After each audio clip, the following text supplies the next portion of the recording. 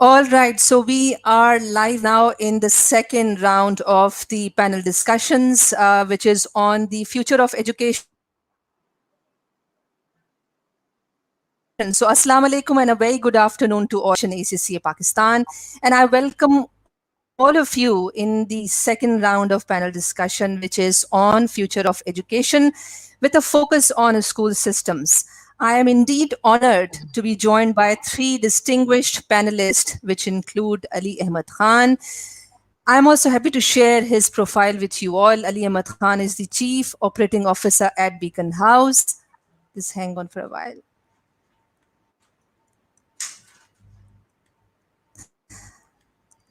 All right. So Ali Ahmed Khan is the Chief Operating Officer at Beacon House. He manages the operations and business development of Beacon House schools across Pakistan. Ali has over 24 years of experience spanning sales, marketing, service, product development, and project management in the technology sector. He was part of the startup team of two telecoms in Pakistan and launched a third in Africa as the project head. He was responsible for the turnaround of a technology company's enterprise business by increasing customer centricity, launching new products, and developing new partnerships. In his time at Beacon House, he has worked on multiple projects with educationists to improve learning, increase student agency, and getting young people ready for the world of tomorrow. Recently, he was at the forefront of the biggest operational alignment in the organization's 45-year history, which promises greater efficiency and speedy delivery of the quality education. Ali is a tech evangelist and believes that the main purpose of technology is to increase human potential, enhance connections and collaboration, and improve the quality of life. So, thank you, Ali, for joining in. And we are looking forward to speak on the technology in terms of how we can do that in Pakistan as well.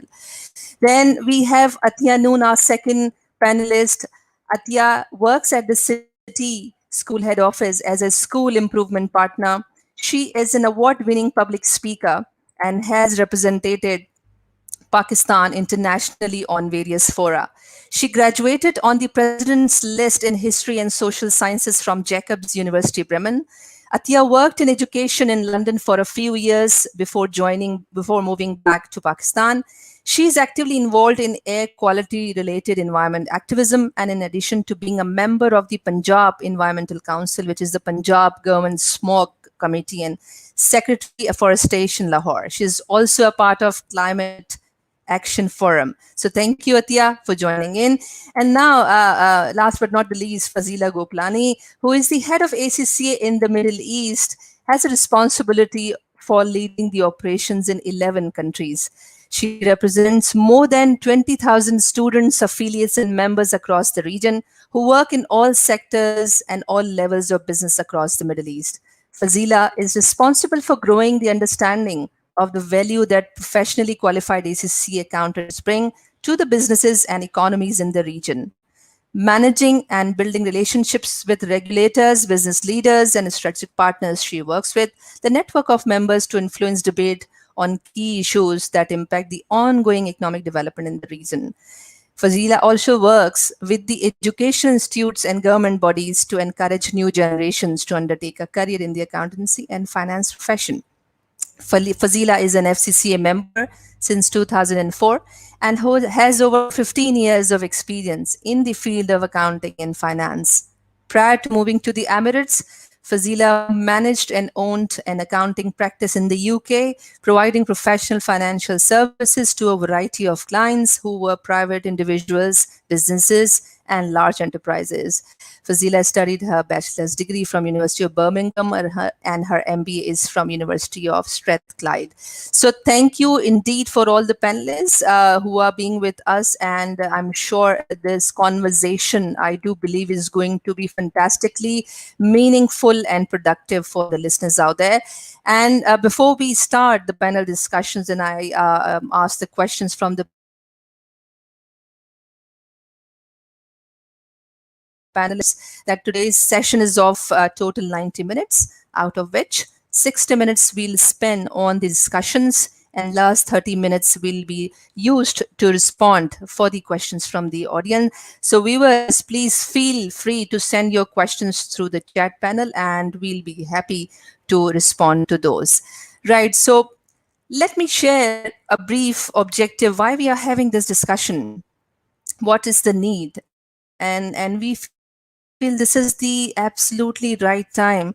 We all know that one of the biggest impacts the COVID 19 has is on the world of education. And we know that UNESCO estimates that over 1.5 billion students, learners have been impacted because of the closure of these schools.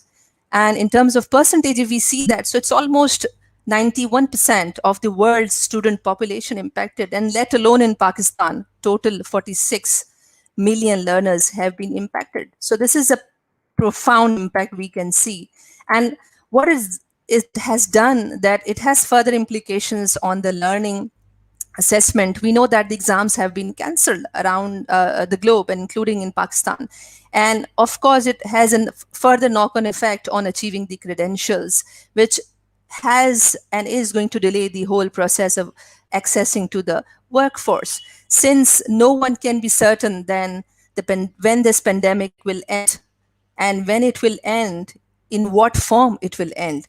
But at the same time, we do believe that pandemic has also given us, all of us, an opportunity to rethink, redefine about the future of education and how we do that, that it can help us shape the learning for today for the future generation with excellence.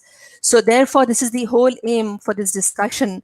And I would now like to formally start asking the questions. And I would like to start with Ali, which is that since Beacon House has one of the largest school systems in Pakistan, how does the lockdown, how has it impacted your students, and specifically what challenges you have faced and how the challenges have been responded? So over to you, Ali.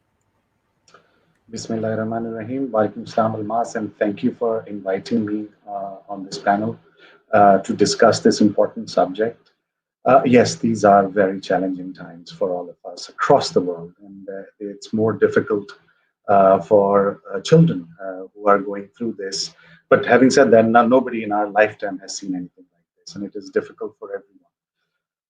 As far as the education is concerned, yes, children abruptly being asked to stay at home and disconnected from their relationship with their schools has been a huge problem.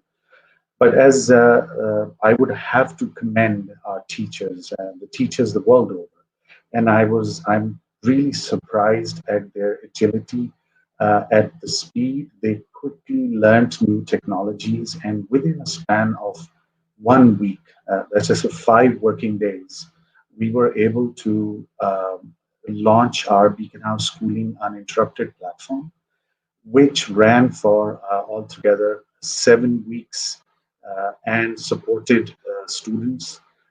And then during Ramadan, we gave a Ramadan break. And now that the summer vacations have further been extended till the 15th of July, we'll be resuming learning on that platform, Beacon House Schooling Uninterrupted, BSU as what we call it, on the 1st of June.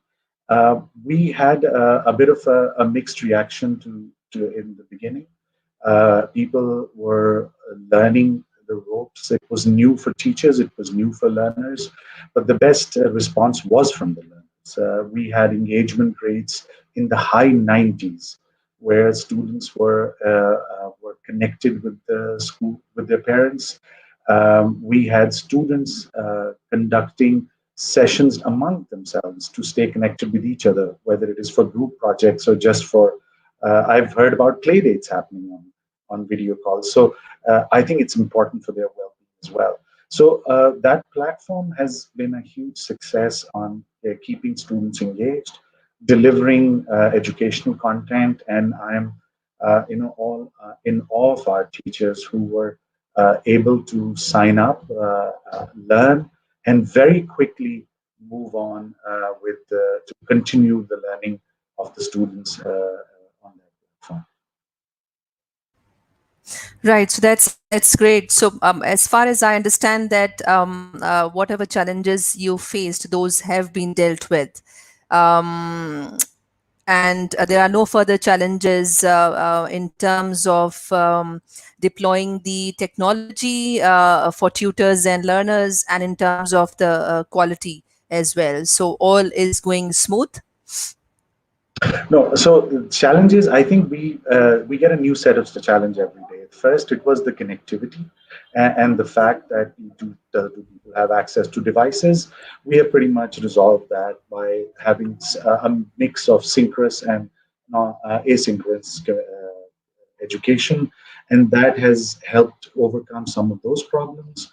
At the same time, there is as we've discussed this before. There is a digital divide in this country, and this pandemic has made that digital divide even more apparent. And it's not just in this country; it's all over the world.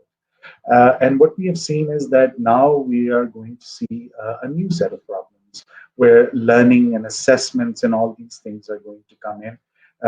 But I'm fully confident that we'll be able to find solutions to those problems, just like we did with the past problems as well. And I don't see them being bottlenecks as well. I have seen a lot of comments and discussions on television and other places where people have chosen to focus on the difficulties in rolling this out. And yes, it's not been an easy process. Those who went through it would tell you that this has taken more hours they would have put in a regular day. People have worked a 16, 18-hour days to get started with this thing. But we need to look at the focus. This is here to stay. Nobody really knows how long it will be before we get out from this current scenario. I mean, we are hearing things like 18 months and 2 years as well. I hope it's not that far. But having said that, even if we resume with some social distancing and schools are, wherever the schools are opening, they are opening under very different guidelines. So online learning is here to stay. The genie is out of the bottle. If this was something which schools were Right. reluctant to jump or sign on to, it's here now. Our students are not going to leave this. Our teachers are not going to leave this, and we'll all have to learn to accept it and grow with it and find new opportunities of learning in Yeah. this. Yeah, indeed. So great insight, Ali, that this is going to be there, the new norm. Therefore, we need to adapt accordingly in that. So, if I can, Ali, I would come back on the assessment side later on, and I would like us to talk more in terms of how the learner's engagement, the learner's motivation is also being materialized and expedited, because it's a two different world, getting education in the classroom and getting education online. So now I would like to move to Attiya, and since the city school is one of the largest chain school systems in Pakistan, so what challenges the city schools rather across Pakistan have faced, and how you have managed handled those challenges? Over to you. Bismillahirrahmanirrahim. Thank you so much, Almas, for having me. And Assalamu alaikum to all the viewers as well. Almas, it's a very, very pertinent discussion that we're having today. And I think we're also having it at the right time when all of our school systems have had a chance to kind of we have a good, like Ali said, I think we have 7 weeks of online schooling behind us now.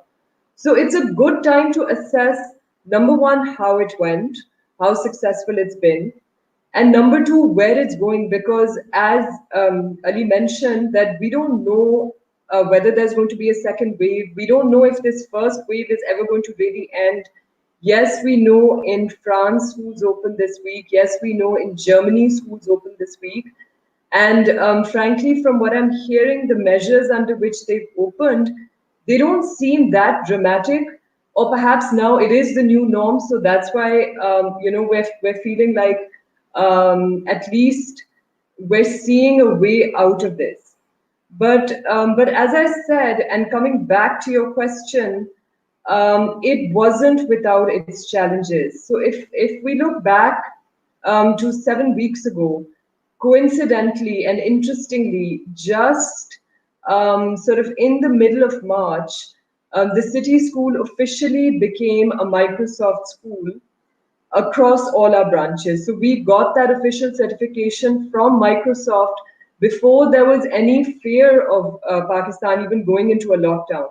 So that was something that we were moving towards as an organization anyway.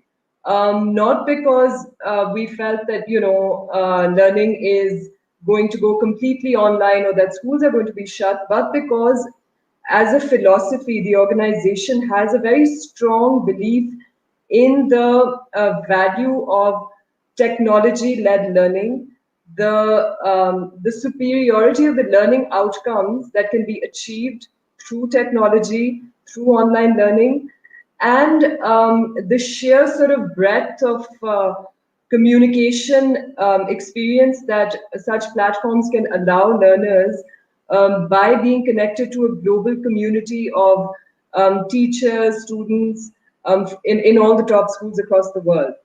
So we were sort of platform ready when the lockdown came. So I suppose that was an advantage that we had. The challenge, on the other hand, was that of course it came before we were sort of fully geared up on it. So we had to kind of, as Ali also mentioned, that I'm sure all school systems had to do. We kind of had to scramble and quickly get our teachers trained up to be able to use these wonderful platforms effectively, to get students and parents sort of used to the idea of being in a live interactive online classroom, or to start receiving their online tutorials, homework, etc., through digital mediums rather than physical contact. So there was this challenge of the planning element, where because now you had to kind of experience less contact hours, it was going to be slower, the curriculum coverage. We had to redraw lesson plans. We had to redraw, our calendars, etc. And of course, because we're an organization that's spread to, very remote areas of the country as well, connectivity, access is a big issue, and it's an undeniable issue. So I was just reading the other day that Pakistan is 76th on a global index when it comes to internet availability and accessibility. And only 36% of Pakistanis have access to broadband or 3G, 4G internet. And when you look at the case in rural areas, the percentage drops down to 13 or 14%. So a lot of our schools that would come under these categories, we do still face challenges there, and we're always working to overcoming them.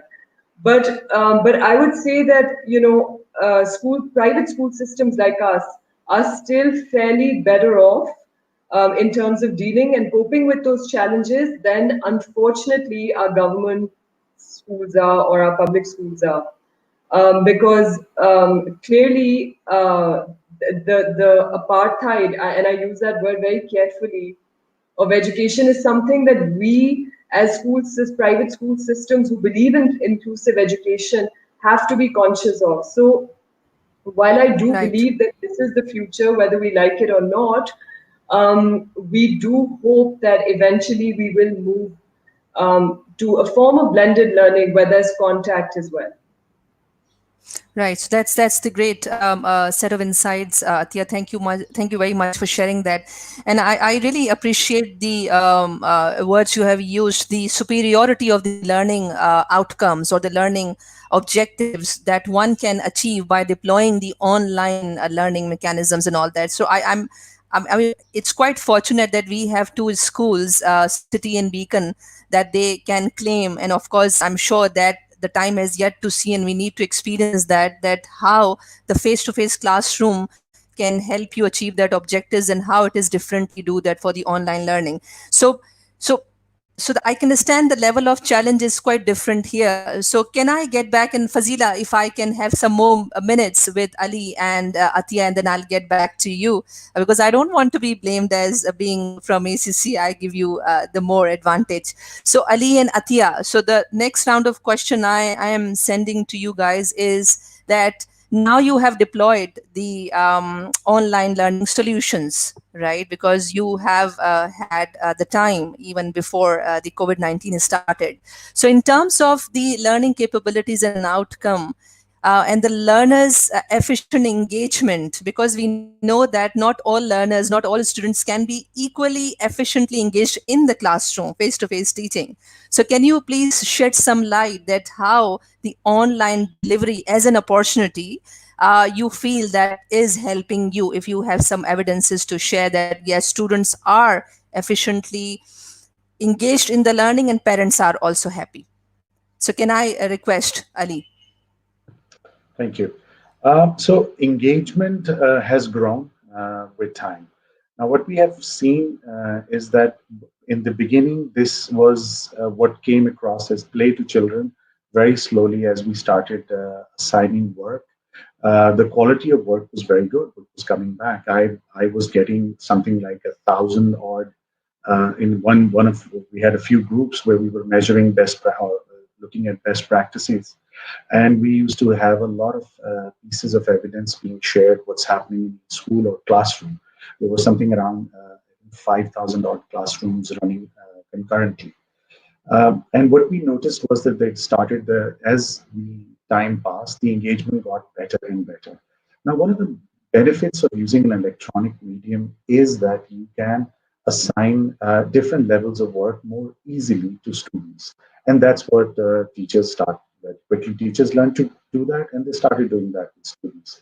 Moreover, students felt it was easier for them to ask a question, whether they could ask a question by writing it or recording a message or making a video or sending it to the teacher that's something which was not clear, and the teachers had this ability where they could assign additional resources to these students as well. Now on the we made a YouTube channel and we've got about 200 odd videos which are made by Beacon House teachers which explain different concepts. So it was easier for them to assign those some of those videos or open education resources which are available on the internet to these students. So I think differentiation or differentiated teaching is something which, if done right, is easier to do on this medium than it is on the in the classroom. Obviously, a good teacher can do a very good job of that in the classroom as well. So I'm not. There's no denying that. But there is no. We're not letting the ball drop the ball here, and that's the important All thing. right. And that is, it continues to improve. I expect it to be even better when we resume the SU on 1st of June. Right, right. So if we can quickly request Attiya, and I will then move on to Fazila. Yes, Attiya. Attiya, your mic needs to be unmute, please. Apologies.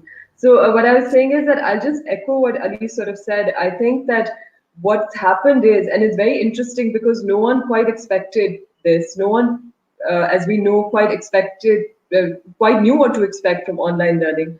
But what's happened is that classrooms have become student-led now. It's a buzzword that we all used for years and years, that classrooms need to be student-led, learning needs to become student-led, but it was very difficult to achieve that in a traditional classroom setting. So what online learning has done is it's taught us how to do that, because every single student is able to watch the teacher in a very focused way in a live interactive environment, and what they do is they type out their questions. So a teacher, as we're watching, sort of everyone's comments popping up live on our screen, teachers are able to see students' questions popping up live on their screens, and they're able to tailor their lesson as they're delivering it to the questions coming up. They're able to steer the direction of a lesson towards where the gaps in learning, which they're witnessing live through the live chat feed. So that's a very interesting outcome that we've noticed. It's happened in most of our live interactive sessions.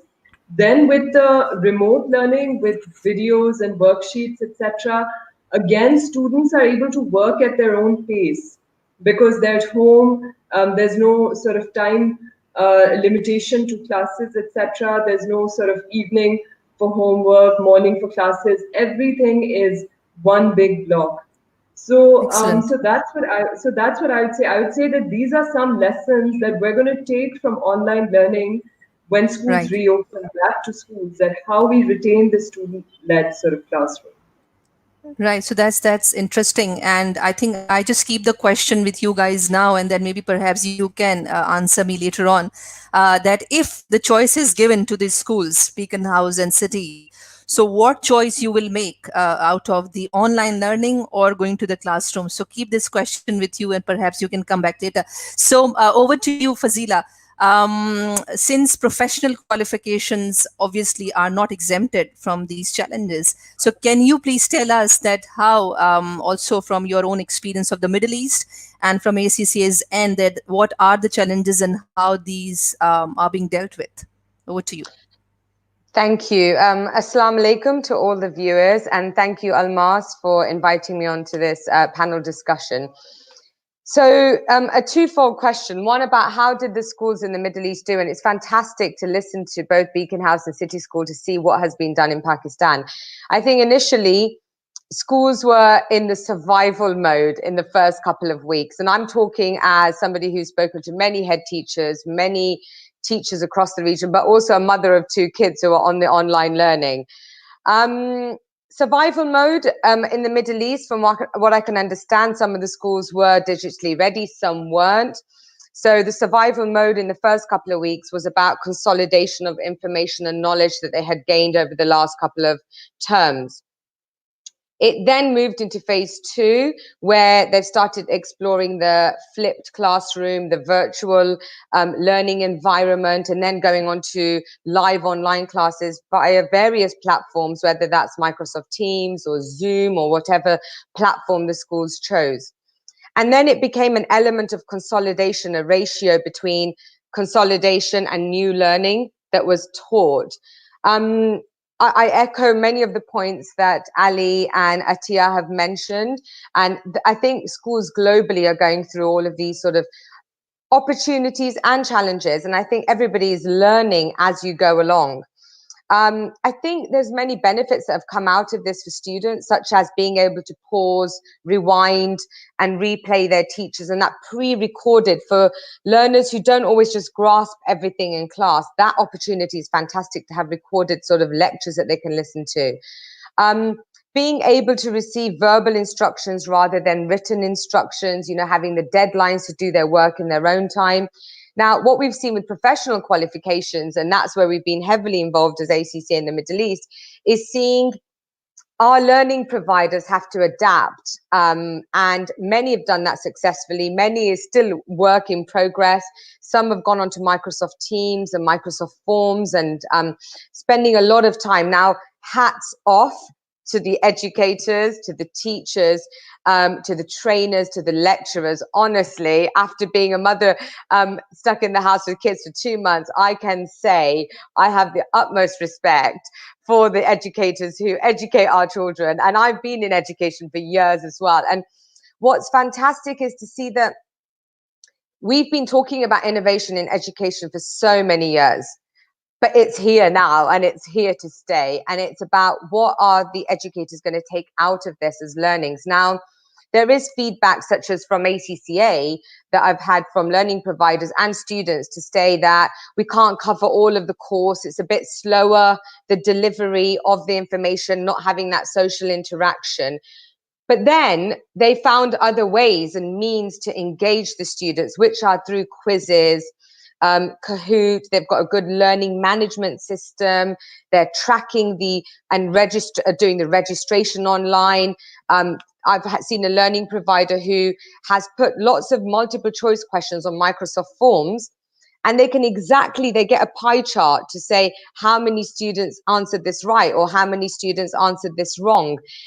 And they're actually being able to give a lot more back now because they're able to see what areas of weakness has the classroom and the students not understood. So there are a lot of learnings coming out of this across the Middle East, as I can see in Pakistan, and they're going to be globally. What's important is to understand that we can't go back to what we were before. It's great. I mean, I'd be very happy when schools open and the kids go back to school, but there are learnings that we need to be aware of from the digital online, which need to change in education going forward, whether that's in teaching a professional qualification or whether at school or at university. And I think those key takeaways for educators is going to be the most important thing, that it's a new norm, it's a new way of doing things. And to be honest, what are we doing? Educators are making students digitally savvy. And that is the most important skill set needed in the future, this digital language, the capability.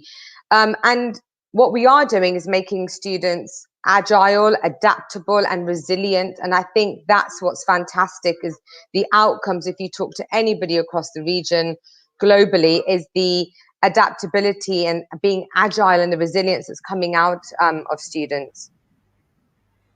That's great set of insights, Fazila. Thank you very much. And I have so many questions with myself to ask the panelists. It's going so fantastically, energetically sessions, and of course we have lots of questions pouring in. I can see from the audience side as well. So we so far we have talked about the learning, the education, a part of the education learning side. And what about the assessments? What are the challenges as far as the assessment is concerned? Because we know that globally exams have been cancelled for everybody. So how the Beacon House School and how city schools are planning, keeping in mind that yes, in future, if 6 months down the line, if we remain in a situation, if not in lockdown, but then based on the priority of the hygiene and health of the students. So what you see in terms of innovation to be brought in the assessment system. So can I perhaps start with Attiya and then over to Ali and then Fazila, you. Thank you for that question, Almas.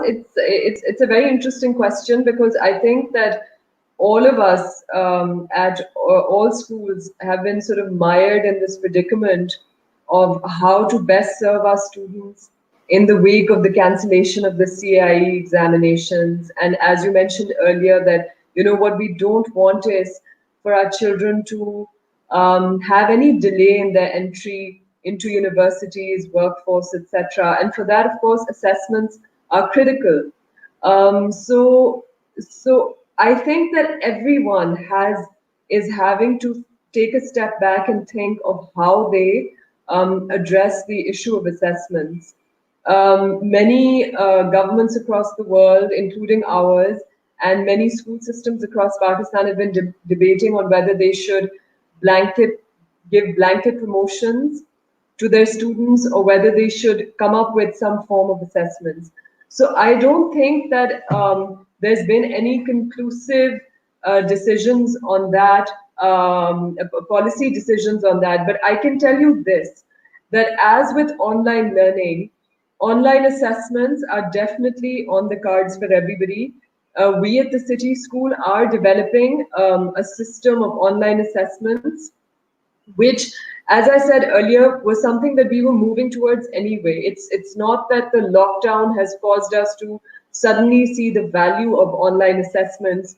We saw the value of internet-based assessments even before, for the sort of the independence that it allowed learners, for the technological skills that it was able to deliver to learners, for the way we could interpret the results, the digital sort of data that we were able to collect in order to be able to interpret the results, to identify areas of weaknesses in our learners in a far more sort of data-led way.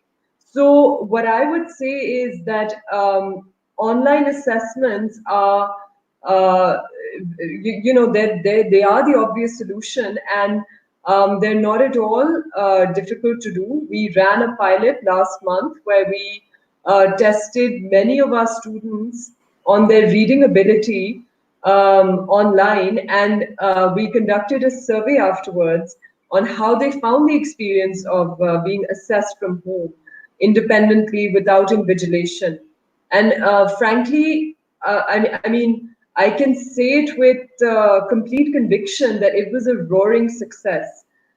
Students had no difficulty with understanding how to attempt the exam, actually attempting the assessment, and we found the results of that assessment to be very valuable.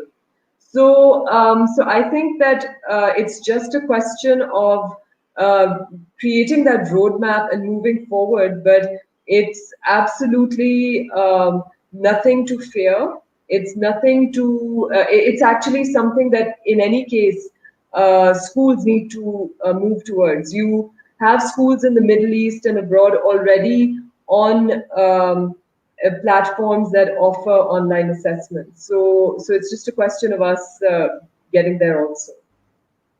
Right. So that's great to hear that a city school is thinking on the online assessment and all that. So can I request Ali, that how the Beacon House school system is formulating a policy as far as the assessment is concerned, whether in the COVID-19 lockdown scenario or beyond that. And do you really see? I really want to add on to this further question. Do you really see an opportunity to go ahead and use it very actively, even the post COVID-19 situation? Thank you. So it's good that you broke the question into two parts. The first part is what are we doing now, and what do we intend to do when things become whatever the new normal is. So I feel that in this present situation, well, let's talk about the new normal. So the examinations, online exams have been around for a long time, and they are very successful. And they, as Attiya mentioned, they give a lot of insights about student learning, which may not be so easy when you're doing conducting paper-based exams. So I think the online proctoring exam solutions are going to come in a big way. They will become more popular, and they will be used as a measurement of learning of students, and also probably to help them improve on concepts which they may have not picked up so strongly. Now, in the present situation, it's easy to roll out something like that. Easy means the only challenge is the technical challenge. But I think we need to be a little cognizant of what the students are going through in this. This is a life-changing event for all of us, right? And students are going through a lot of emotional issues related to this. They've been disconnected from their schools, their friends, they're locked up in their houses. So I think for this particular moment, we need to come up with something which has an element of assessment, but also keeps these factors into consideration, or takes these factors into consideration. And what we plan to do is to come up with some kind of teacher assessment, teacher-led assessment, which is good enough for us to assess the child's abilities, but at the same time is not difficult for child, or makes it, is not stressful for the child. So hopefully we'll be rolling that out somewhere in June. There's some work going on. And if you look at it, for years we have been talking about that a 3-hour exam is not really a snapshot of anybody's learning. So we've got an opportunity to move away from that. And Cambridge has decided to do that. They asked teachers to help predict grades. This is, I think, it's a wonderful opportunity. We should make the most of that. In a bad situation, they came up with a good solution, and we should use that in the future as well, where we take more input from teachers who have worked with students sometime over multiple years, and can really tell a lot about them. So the assessment system needed a shake-up. COVID-19 has done it, so let's take that opportunity, embrace that, and move on with something new in future, inshallah. Right, definitely. So this COVID-19 has forced on us this situation. So let's use it to the fullest advantage. So with that, Fazila, can you please tell us, shed some light that how ACCA is dealing with the assessment as in March in China, the exams were cancelled. And in June, in most of the countries where ACCA exams were taking place, those were cancelled as well. So, how the ACCA is looking into the overall situation where the students can also progress and sit the exam with the due healthcare. Over to you. So thank you, Almas. So ACCA has, over the last couple of years, been innovating in our ACCA qualification. So we've had many of our exams have gone on to computer-based exams, but now we've accelerated our plans, which were about remote proctoring, and that's about remote invigilation. And we're exploring opportunities and working with partners to be able to deliver exams on the remote proctoring model for September. It's quite interesting because remote proctoring has been done. It's been done for many years. The University of New England has been doing this since 2017. In the USA, there's many institutions that are doing remote proctoring.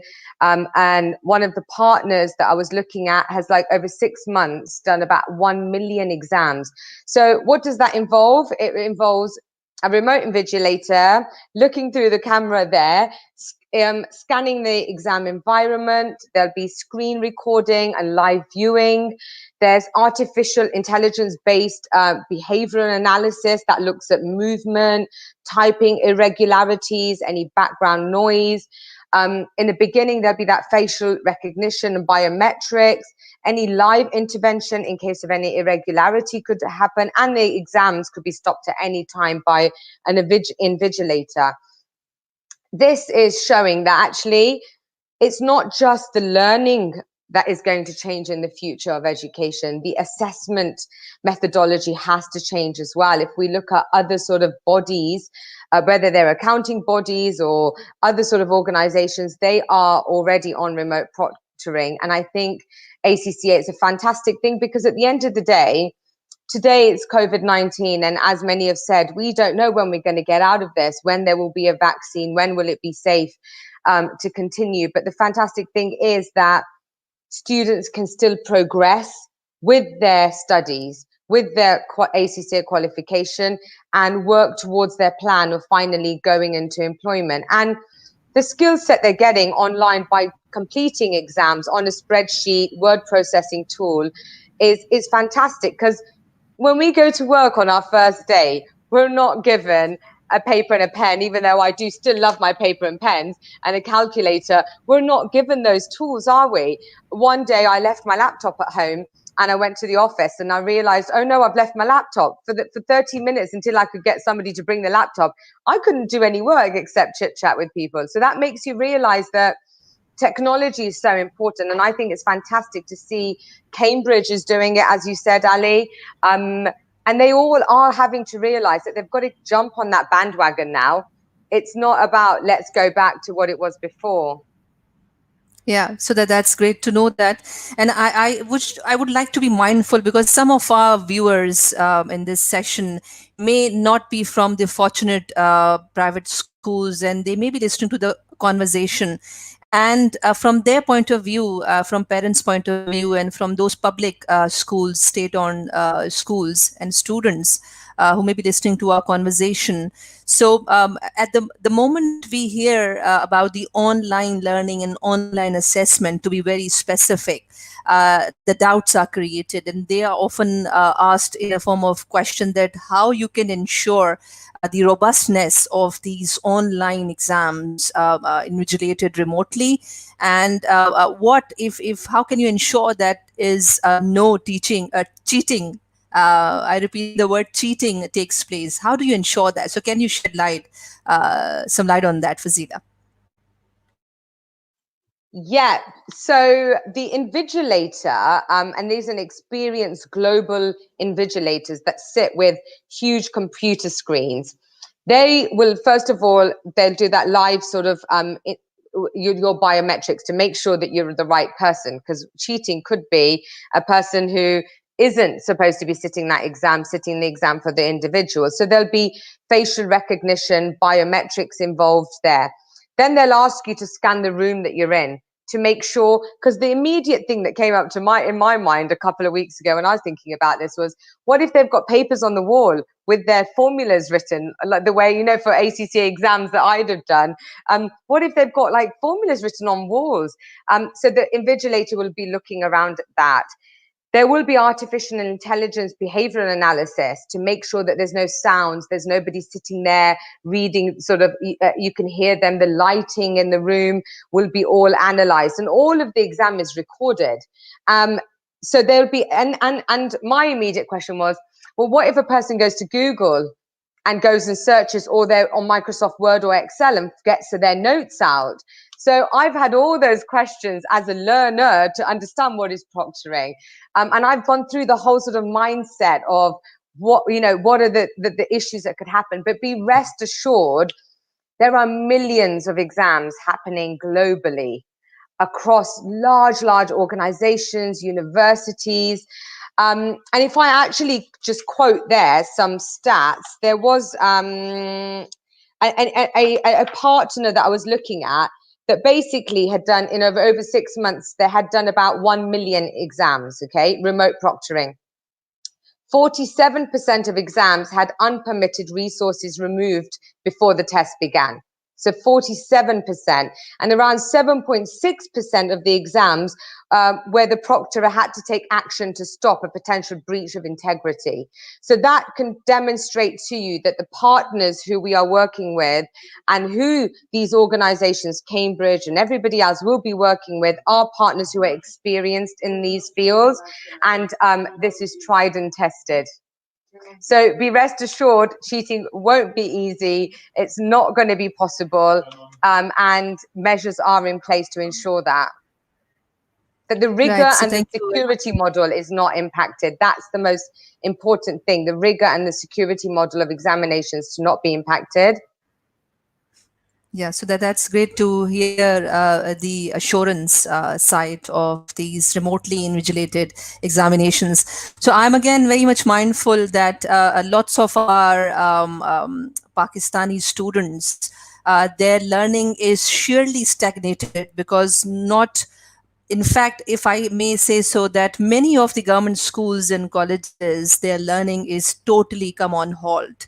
So what you think, in terms of the global coalition, which UNESCO has also encouraged, that in terms of coming together, having partnerships, especially addressing to those challenges like the connectivity, which you, Ali, and Attiya mentioned earlier, which is very much there, the power shortage in Pakistan.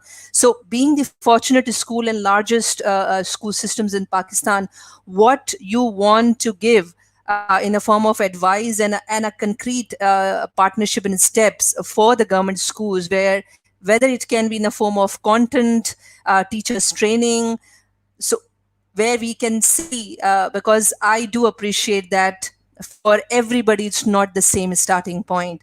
So how you want to comment on this situation? Perhaps, Ali, if I can start with you.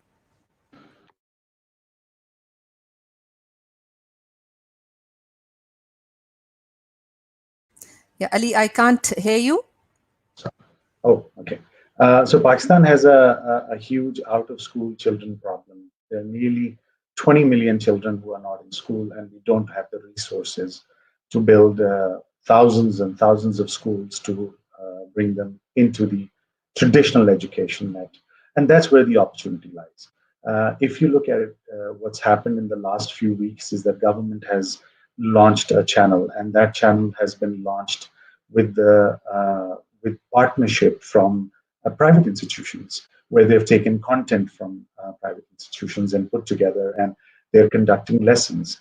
And if you see the initial report from the Tabad Lab, it's a good first step. Yes, it needs to become more interactive. It needs to be more two-way communication than one. And there is work going on being able to send questions through SMS or through other online mediums to students, and students can ask those questions as well.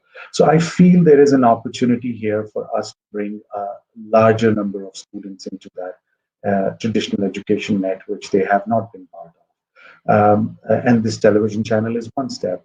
Working with partners like private sector partners is another step. And we, as an institution with over 100,000 students, would be happy to work with any government institution and helping them bring more of these children, or helping them develop content for these, or assessment and other things. And we would, I think that's where the future lies for Pakistan. That's how we can actually solve this problem. We will never have the resources to build enough schools for all these children, but using technology and working together, we should be able to bring those people into and give them a basic education, which is important. And that's how we can address this thing for now. Yeah, I think that's the excellent way to look at the situation for the out of schools to be embedded in the education fabric, to be seen it as an opportunity. So that's great insight. Attiya, if I can request you, what you think the city school can do more in these unprecedented times, which require the unprecedented coalition within Pakistan? Over to you. Thank you, Almas. As I said earlier, it's something very close to the inclusive education, it's something very close to the heart of the city school. That is why we are spread geographically all across the country. That is why we try and cater to, through our fee structure, we try and cater to a very wide audience. So it's something very close to our heart and we feel very strongly about. The problem, as I said earlier, with online learning is that it presupposes good access to the internet. And as I said, Pakistan is 76th on on the internet accessibility index. In our rural areas, only 13 to 14% people across Pakistan have access to broadband or 3G or 4G. So in this situation, how do you deal with this crisis? What is the answer? As Ali said, they have launched a TV channel from grades 1 to 8, but is that ensuring learning outcomes? Is that providing children with learning difficulties the right kind of content for them to be able to learn and to be able to be assessed on that content later? These are all very difficult questions. And what the government needs to do is it needs to work very closely with networks such as ours, where we are geared up to provide online learning to masses. And we have the content, we have the platforms, and we're working towards it. Unfortunately, the government has chosen to regulate us in a way where we, in the past, have not been able to work together effectively. But as we're all seeing now, COVID-19 is a great opportunity for all of us to reassess the way forward, reassess the direction that we were taking with regard to the environment, with regard to schooling, with regard to the economy, everything. And so I think that with, as Ali said, with 20 million children out of school, online learning does offer a wonderful opportunity. It's a question of ramping up internet access and availability. And private schools are geared up for it and are perfectly open to the idea of such collaborations. Yeah, so that's excellent, and I think we need to move towards the questions. I can see lots of comments and questions. So to begin with, Mudassir Islam is asking us. Perhaps he's gauging the entire situation of the online learning being delivered at the moment. The question is why parents are not realizing that this is not going to end soon. I hope he means the pandemic, and they have to continue education of online. Education should be continued. So what do you think, because you being in the school system, of course you have had the interactions with these students and with the parents. So what do you think, why parents are not? I'm sure it's a larger scale question, but what are your views on that? Perhaps Ali, and then we can take Fazila, just to take change of the sequence. Ali, over to you. I think change is difficult. As humans, we find it difficult to change and accept change, and it is a very scary future when we accept that anything normal, which we thought were normal, will not be normal anymore. So this is just one more another thing which they are not accepting. But I feel that it's not all true for it's not true for all the parents. There's a lot of parents which we have seen in the 7 weeks when we ran it, who were skeptical in the beginning, were signed up on it, and spoke very well when surveyed about this. So I think more and more people are, when they see their children learning, and they see their children engaged, and they see that this is working. It's working as well as a normal classroom. In fact, in some cases, parents have come back and and have said that I didn't know this is my child behaved like this in a class. Now I know how they interact in the class. So parents have been able to see a different side of their children as well. Yes, for the youngest ones, they've had to help. Get online and become a part of the class. But anybody from grade 2, 3, they've become self-sufficient. As Fazila mentioned, that we have given technology to our children, and I think our children always had technology. Now we have accepted them on technology. An example which I was sharing with someone is about assessment. That with uh, my daughter who's in grade 1, 6-year-old, our teacher asked her to write some action verbs and share that information, or like send a picture of that sheet. And a day before that, I was talking to her about online reporters, or how reporters cover different events. And we saw this YouTube video. So next day, she made a video, a 10-minute video with her dolls in different scenarios, and each one of them, and she explained as a reporter what action they were involved in. And this 10-minute video she brought to me and said, upload it, and I shared it with her teacher. Now, the best thing was that the teacher took that as a evidence of learning, as opposed to asking for a written piece of paper. So we're not just giving technology to our children, we're accepting their use of technology as well. I think that's a bigger change for us, and that's a great change which is coming through for parents as well as teachers. Right. So that's great indeed. And we have one more. We have one comment from Attiya Shamez. She's mentioning that I think this is a high time for the leadership in education system to encourage project practical based education. So perhaps Fazila, if I may pick up your brains here, that how we can satisfy the parents, satisfy the learning outcomes, and how we can make more of our education as a practical based education, because we know at the end of the day the employers are going to hire these Mm. people based on these skill set, right? So what are your thoughts on it? So I'm going to speak as a mother here. Um, I think the challenges are that we may be dinosaurs with technologies ourselves. We may not be enough digitally savvy or digitally literate as parents. And I think that, as Ali said, we don't like change. We still believe go to the classroom, sit down, have your textbooks, and this is the way you should learn. But actually, the kids nowadays, thanks to Steve Jobs and Apple and iPads and technology, we have, as parents, got to adapt and understand that actually maybe our kids don't need a paper and a pen to solve a math solution.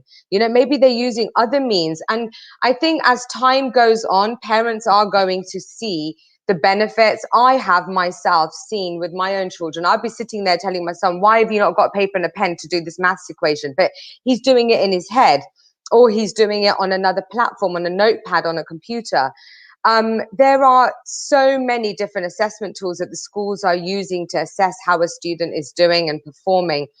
I really do think this is the time for us as parents to change our attitude towards learning and assessment, and to get ourselves more digitally savvy.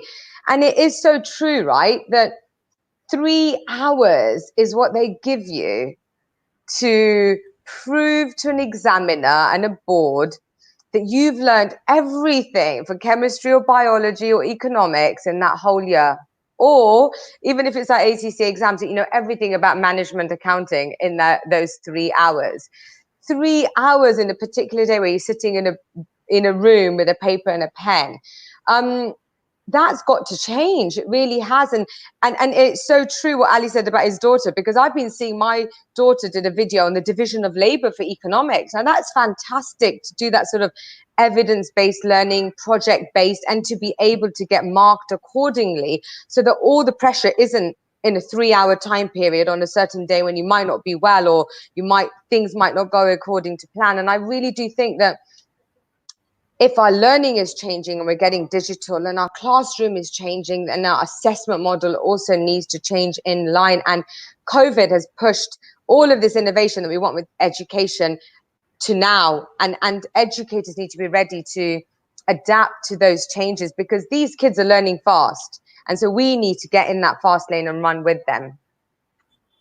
Right, that's great. We have a very interesting comment from Mudassir Islam, and I think that is very important for me to ask here, because we have been saying that because of the technology, because of these gadgets, our children and students have had the issues of the social interactions. Right, they are going into more isolation, so they are not facing the real relationship and social dynamics in terms of relationship. So here he goes that students who have social interaction issues are also comfortable in online interaction. So my question is that besides the being participative during the online learning and asking questions, those who may be shy, they are not asking in the classroom, right? Do you see any issue in terms of the social interactions the technology may take away from the students? Because if we remain online learners throughout our year. So what is your thought on that, Attiya? Almas, to answer your question, I'm just going to take a step back. We tend to sort of restrict our vision to very short spaces of time. But if you look at learning and education, and if I go back a millennium, Socrates or Cicero were teaching with their students in an Athenian town square somewhere. Fast forward to Aleppo, and perhaps Ibn Sina and Al Ghazali were having a debate on the merits and demerits of a certain point on religion, and their students were around them listening and taking notes.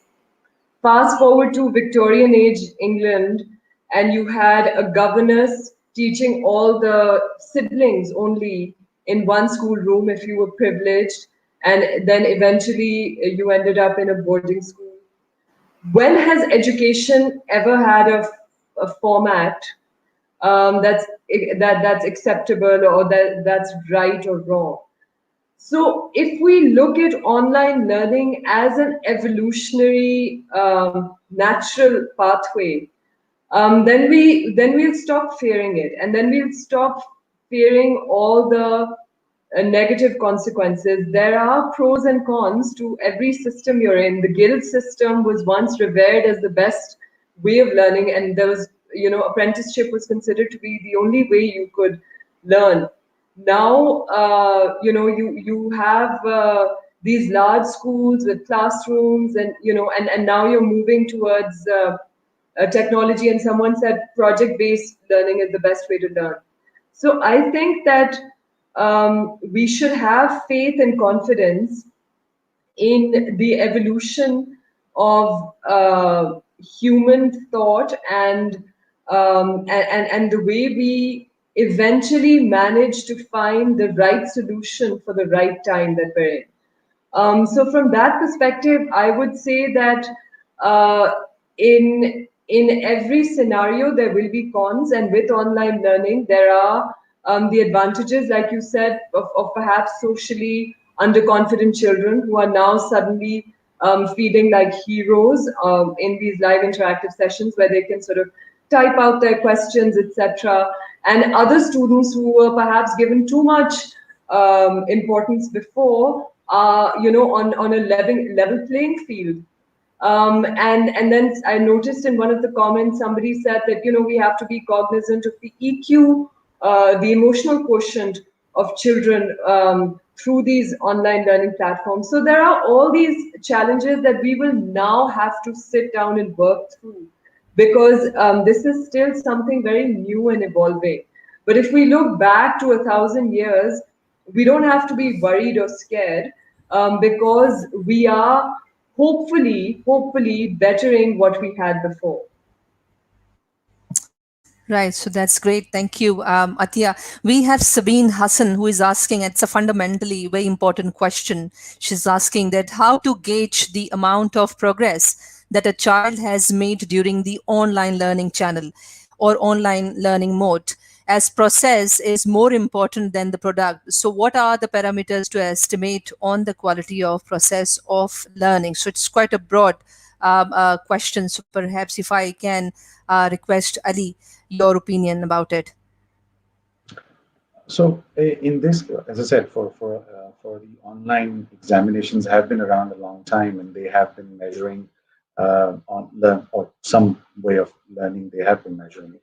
So in this particular, in the current scenario, we are still finding a lot of these answers to these questions, and our focus is finding something which measures learning and at the same time is effective, a tool which can be used repeatedly as well.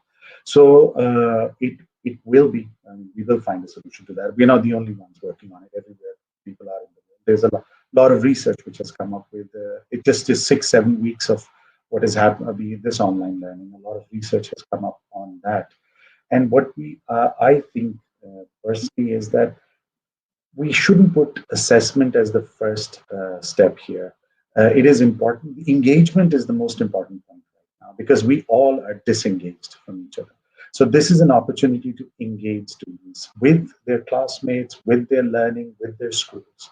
We should focus on that. And we will see, and we have seen evidences of learning, multiple things which are happening. So we will come up with some kind of a template which would work for the current scenario for assessment, and hopefully we will try to improve it as we move forward. That's right. Thank you very much, Ali, for that. So, I mean, any of the panelists can answer on this question, which I asked in the beginning, that if you are given a choice to make of both online and face-to-face learning provision, so as a school system, what choice you will make the post COVID-19? So, Attiya, can I hear your choice? Absolutely, You Almas, can as I make your own individual comment. No issues. Yeah, Yeah. no. I think, look, in many ways, where I think somebody said that there are technology natives and then there are technology immigrants. So I would consider myself somewhere in the middle. So I do see the value in it. And as I said, that as an organization, this was something the city school had been moving towards for many years in any case. Last year, we won the AppTech Award for the Tech School of the Year. We expose our children to robotics education at a very early age. So they're learning how to use very advanced technology, at a very early age. We were moving towards becoming a Microsoft certified school even before we anticipated anything of the nature of a lockdown. So I don't think it was a question for us at all. We're seeing we've been seeing the value of bringing in technology and online learning to education. We started using an Oxford-based company that offers sort of student-led learning for ONA level exams, and students took to it like ducks to water. Teachers love that platform as well because they could employ different techniques of ensuring learning outcomes. So as I said, that saying no to technology is like being an ostrich in this day and age, just because of the sheer exposure our children have already. My daughter, likes to take courses on Coursera anyway, outside of school. You have all these YouTube, videos that they can follow their interest. Education is no longer linear. Schools have to adapt to it. And I would say that if I mean, first of all, is it a choice? I would question the question itself. Is it a choice? And if it is a choice, I think that unequivocally, yes, we would go for a blended learning approach. This is not to say that contact-based education is a thing of history. I pointed you to, in my earlier comment, I pointed you to a millennium ago, where there is a lot to be said about contact. But what we need to understand about contact is that it doesn't need to be physical. It just needs to be face to face. We, the five of us, are face to face right now. We have a whole audience that we're in the presence of right now. So. So definitely, I do. In short, to answer your question, yes. Okay. Okay, that's a great vote for a blended learning. So, Ali, what are your choices? So in the short run, it has to be blended. As I said earlier, we can't go back. We had already been working on integrating technology into the curriculum. But if I was to talk a larger context, I think every school needs to look at it from that point of view, that we must move forward, blend it in the short term. Now, whether schools will, physical brick and mortar schools will disappear, I don't see that happening. Will there be online classes happening? Yes, that will happen. But that's acceptance of the society. If you know from online education, we have not been very supportive of online universities. And today, every university is teaching online. And I'm sure all those universities are saying, aha. So it's something which we have to accept as a society as well. I see that it will take different forms. It won't be simple brick and mortar and or everything going online. It won't be as simple as that. As far as early years and primary education is concerned, we probably will have the same kind of classrooms where there is more contact, more social interaction between students. As we move up the line, I see more and more blended things happening, sizes of classes increasing, maybe not physically, but definitely online, and teachers becoming more facilitators for those students as we switch more to the flipped classroom model. As Attiya also said, that learning is happening everywhere. We can't. It's almost arrogant of us to think that learning can only take place in a classroom. Students are learning on YouTube, on other courses, on internet. They're learning from their family.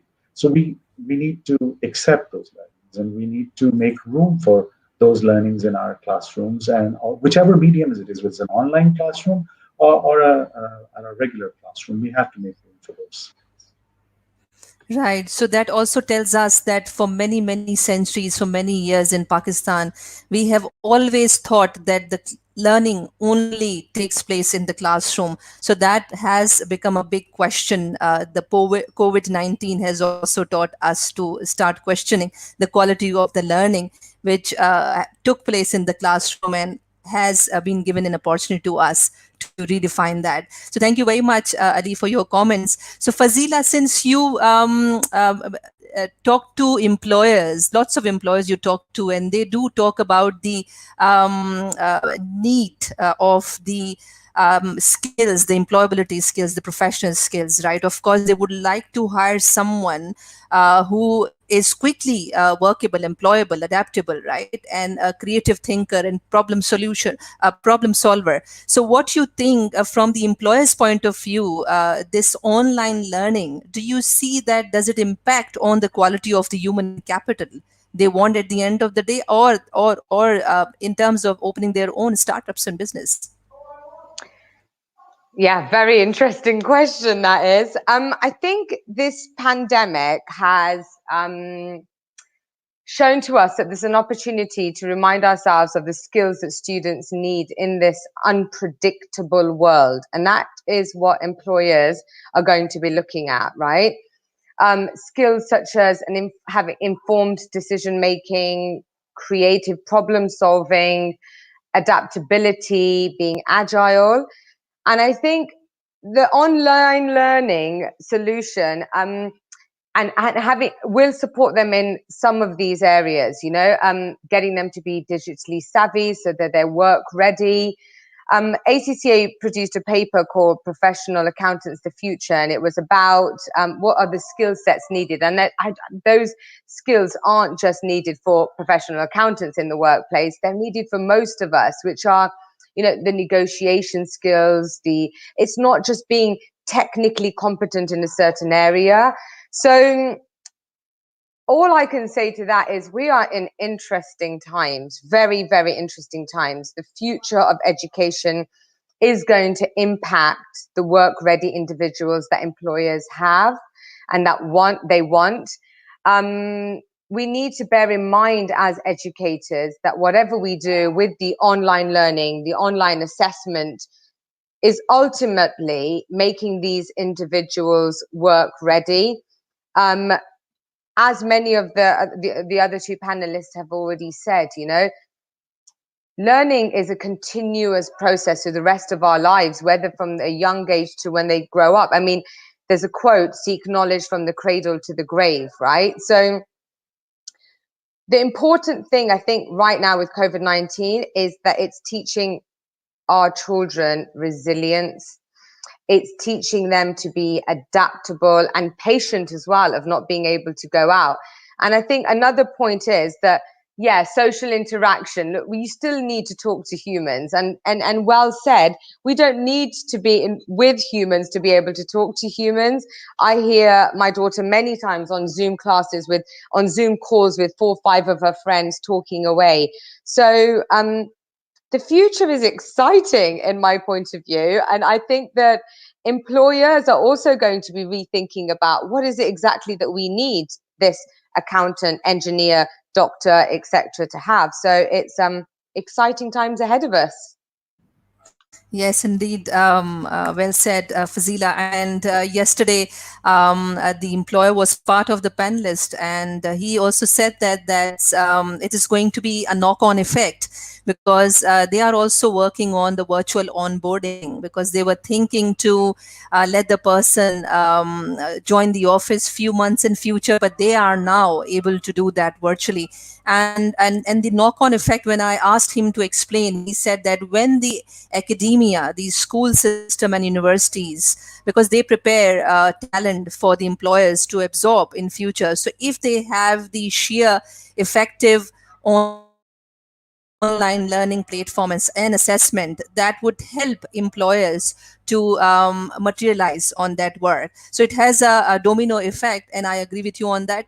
I have a very interesting comment here, and this is something I was thinking to ask you all to comment about: the professional development of the teachers, where Umar Fahim is saying is so critical for the online learning, and major emphasis has to be given on the technical skills, because I think some of you said in our earlier conversation before this panel discussion that it's an art to teach online, and for that the teachers need to be trained. Fazila are welcome to give on.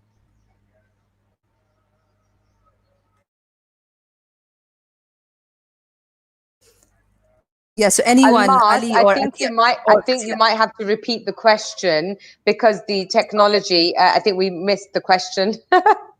All right, okay, because of the Thanks. glitch. All right, Yeah, so great. Umar Fahim is basically given a comment here that the professional development of a teacher is critical for online learning, and major emphasis needs to be given to the technical skills of these teachers, because they need to create a balance between the pedagogical and subject knowledge. And some of you have also said that before this panel discussion, that teaching online is an art, and for that you need to learn that art.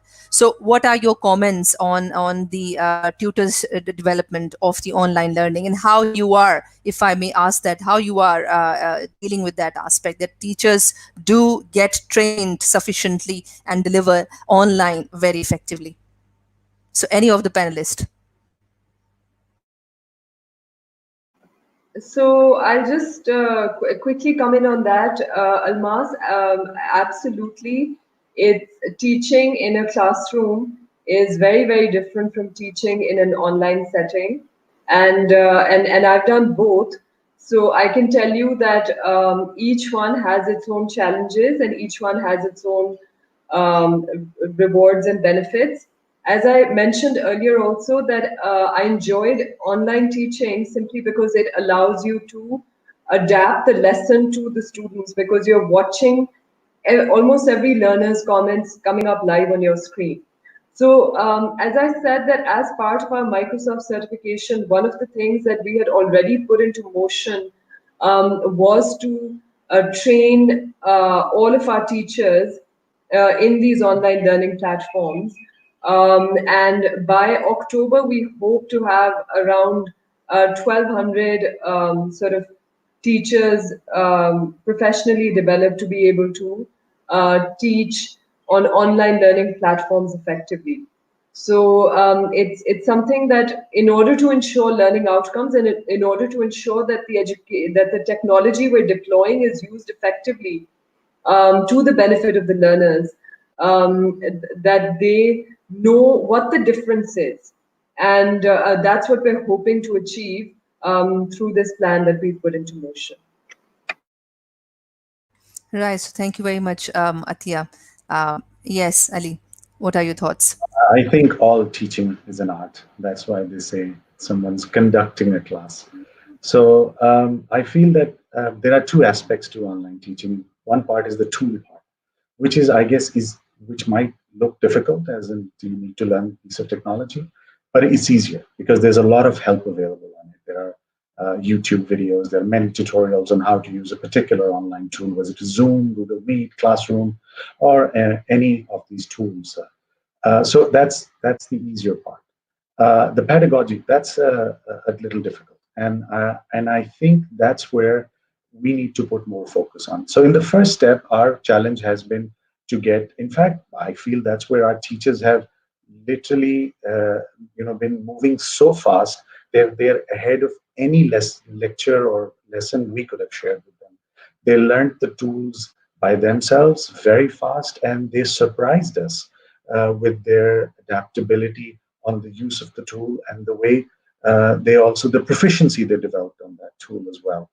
They were able to, very quickly. Some of them became the master trainers all by themselves, and they started helping other people out. On the pedagogy side, what we have done is we have enrolled a lot of students on some online courses which are specifically designed for online pedagogy.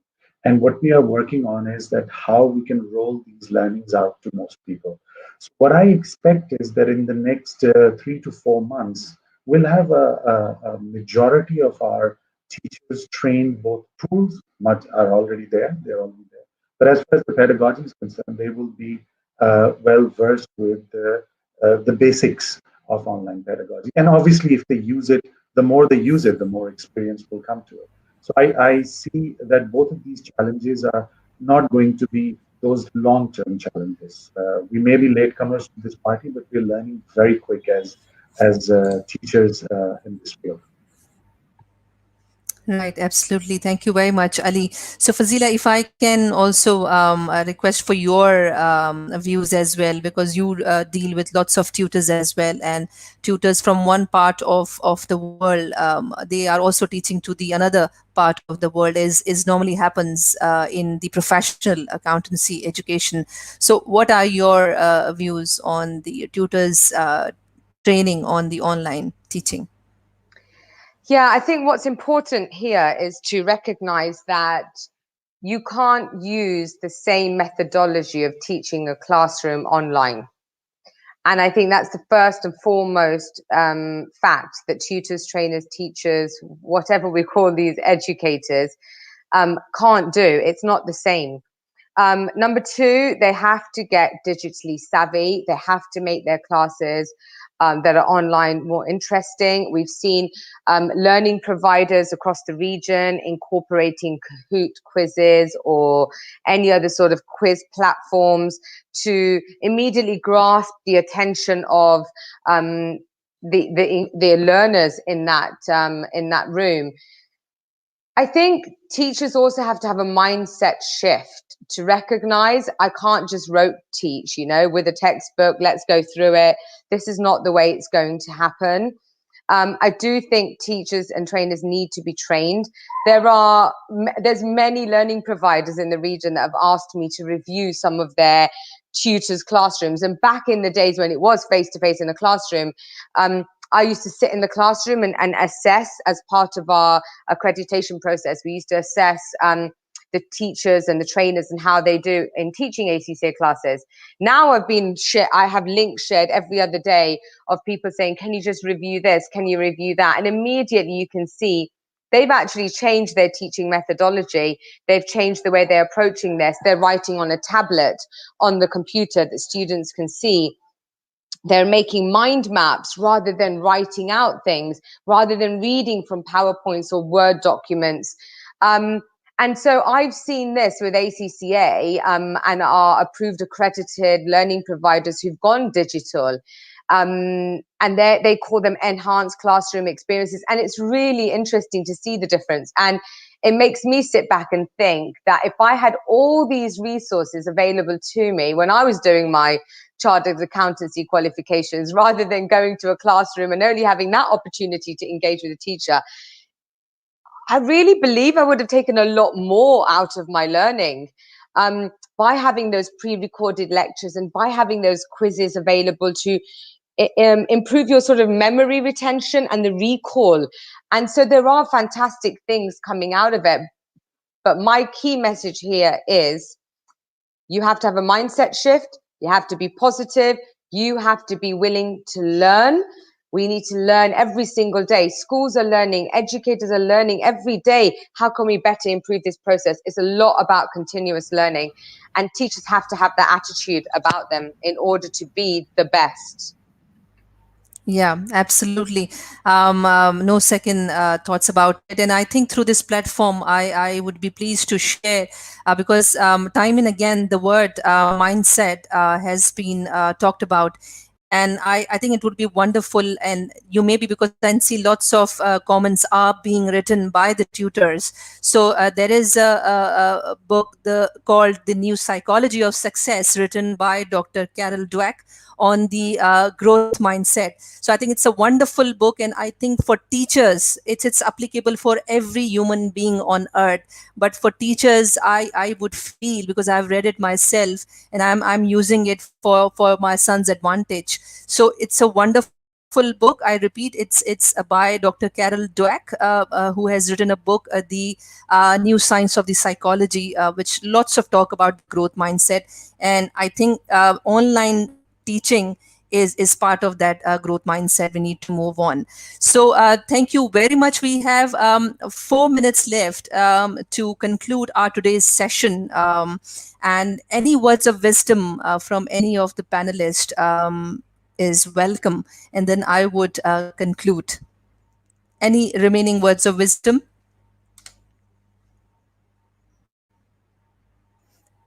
If we can start from Ali, and then we move on to Attiya and I think Fazila. it's always better when you give the cue. No such words of wisdom. I just think the Fazila said the right thing. And the mindset is the most important thing. I see the teachers already have that mindset. I see students also have that mindset. Now we need to get others to have that mindset as well, where they're more accepting of technology in their homes, that learning on technology, yes, it's going to be scary. It's not going to be the same when we went to school. Nothing is, frankly.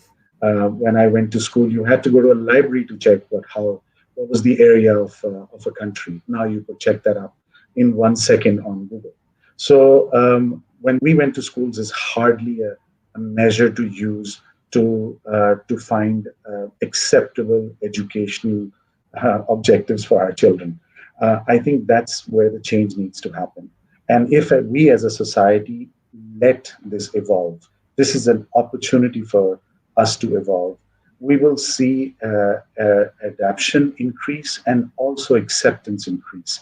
And our digital divide would also decrease. As in right now, if there were 35% of the population which has access to 4G internet, once that 35% is using it, you will see that the operators or those telecom operators, it will be in their interest to roll it out to other areas as well.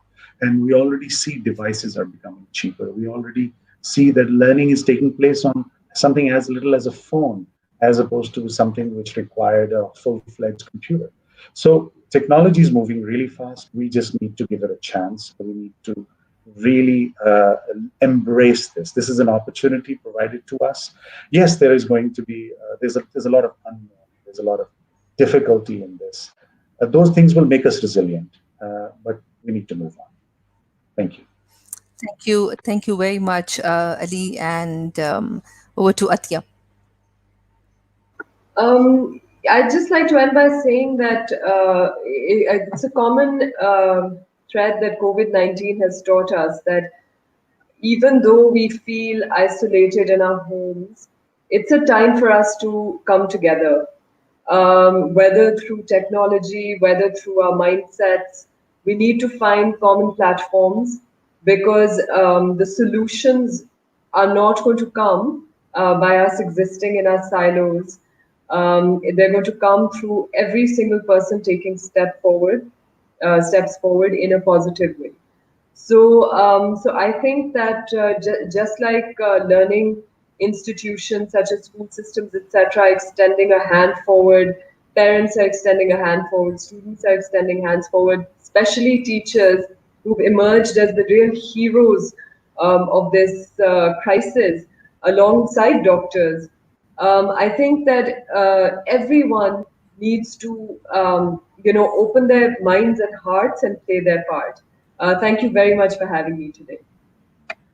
Thank you, Attiya. So, any remaining words of wisdom, Fazila, from your end?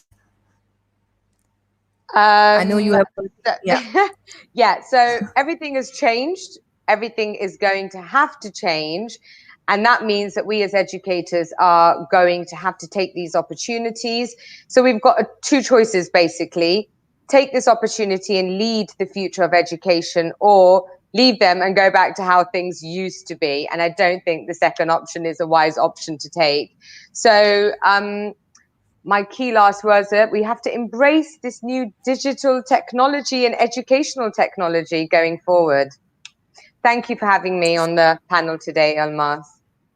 Thank you, guys. So we are have reached to the end of our panel discussion. And my sincere thanks to Ali Ahmed Khan, Attiya Noon, and Fazila Goplani for your wonderful insights, for your wonderful experience sharing with the all audience. And I do want us not to forget the marginalized section of our society where most of the schools are stopped. They are not having the education in the public domain, and of course not many students also are left behind. So I do hope that through this platform we more and more collaborate, not only within our own institutions but also across institutions and at the Pakistan level, so that every single child can get to have the part of this fantastic digital learning solution. So thank you very much to all the viewers. You have put throughout the wonderful comments. I could not read all of the comments, but I've tried my best. And with that, I thank you all, and all the best, and stay safe in this COVID-19 and beyond. Thank you very much.